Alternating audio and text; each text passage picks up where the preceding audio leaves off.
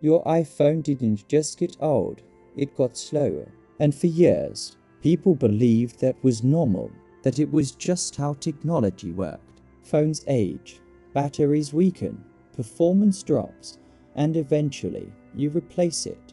That's what everyone thought, but something didn't feel right. People started noticing a pattern, a strange one. Their phones worked perfectly fine for years, until one day, after a simple software update, everything changed. Apps took longer to open, scrolling felt heavier, the device felt tired. At first, they blamed themselves. Maybe it was too many apps, maybe the storage was full, maybe it was just time to upgrade. But then something unexpected happened. A few users decided to replace their batteries. Nothing else. Same phone, same system, same everything. And suddenly, the phone was fast again. Not a little faster, dramatically faster. That didn't make sense. Because if the problem was age, if the problem was hardware, then replacing a battery shouldn't bring a device back to life like that. That was the moment when suspicion turned into investigation. Developers and analysts started digging deeper, running tests, comparing performance across different iPhones, different battery conditions, different software versions. And what they found changed everything. The performance wasn't just degrading naturally, it was being controlled, quietly, invisibly, without any warning to the user. And the more they looked, the clearer the pattern became. Older iPhones with older batteries were being intentionally slowed down, not by accident, not by failure, but by design. At that point, the question was no longer if something was happening. The question was why.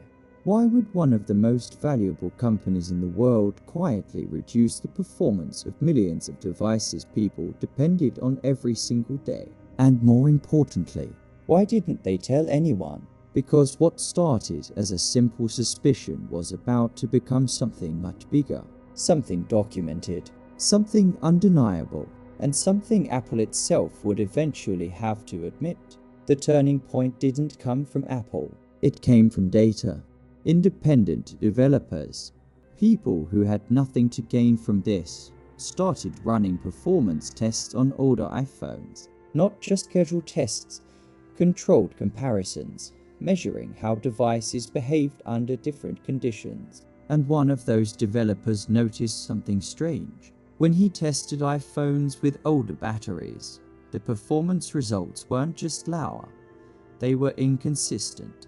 The same model, running the same software, could perform very differently depending on the battery condition. That alone was unusual, but what came next was impossible to ignore. When the battery was replaced, without changing anything else, the performance jumped back to normal levels. Same phone, same hardware, same system, completely different performance. That shouldn't happen. So they dug deeper. They began analyzing processor speeds, tracking how the CPU behaved over time, especially during heavy tasks. And what they found was clear.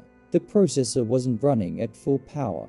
It was being limited, not randomly, not due to damage, but in a controlled and repeatable way. And it only happened under specific conditions. Older battery, newer software update, reduced performance. That pattern started showing up again and again, across different models, across different users, across different tests. At that point, it stopped being a theory.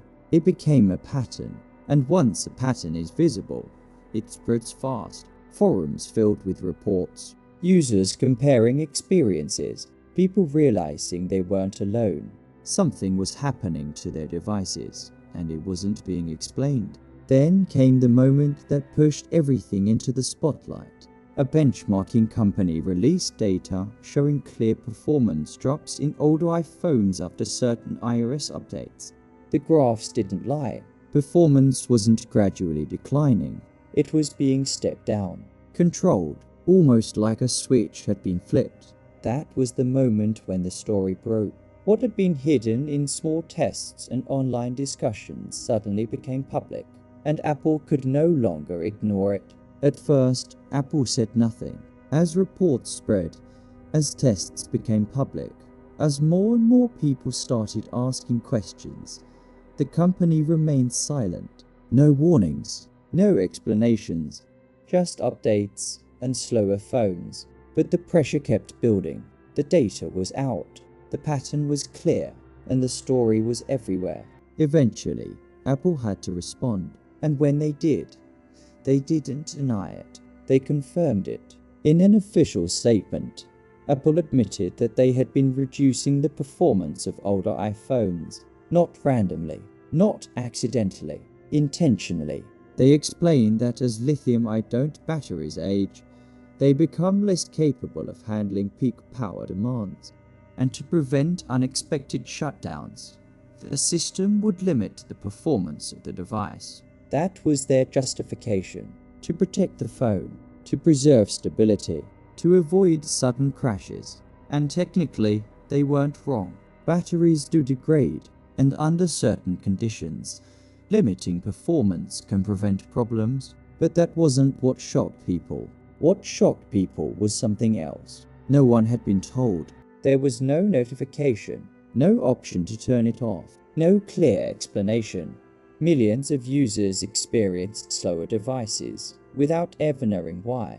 They thought their phones were outdated. They thought it was time to upgrade. They thought the problem was them. But it wasn't. It was a decision made behind the scenes. And that's where everything changed. Because this wasn't just about technology anymore. It was about trust. And once that trust is broken, it's hard to rebuild. The reaction was immediate. Users felt misled. Some felt manipulated. And others felt like they had been pushed quietly toward buying a new phone they didn't actually need. The story wasn't just about performance. It was about control. Who decides when your device becomes obsolete? You or the company that made it? And for the first time, millions of people started asking that question. The fallout came quickly. Once Apple admitted what they had done, the story didn't disappear. It escalated. Lawsuits were filed. Governments started investigating. Regulators began asking the same question millions of users were already asking. Why wasn't anyone told?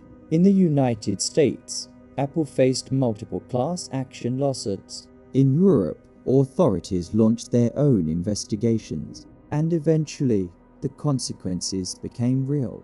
Apple agreed to pay hundreds of millions of dollars to settle claims related to the slowdown of older iPhones, not because the technology didn't work, but because people were never informed. That distinction mattered, because this wasn't just about performance, it was about transparency. And once the story was out, Apple had to change. They introduced battery health indicators. They gave users the option to disable performance management. They lowered battery replacement prices, all things that didn't exist before. And that raises a question. If these solutions were possible all along, why were they only introduced after the backlash? Because sometimes, what changes a system isn't the problem itself. It's when people finally notice it. And the iPhone story isn't unique. It's just one of the most visible examples of something much larger. A world where devices don't just age. They are managed, controlled, adjusted over time in ways most people never see. And once you understand that, you start looking at things differently. The next time your device slows down, the next time something feels off, the next time you think it's just getting old, you might stop and ask a different question. Is it really aging, or is something else happening behind the scenes? And that question is where everything begins. If you want to see more stories like this, stories built on real documents, real events, and the details most people overlook, subscribe to the channel. Because the deeper you go, the more you start to realize nothing is as simple as it seems.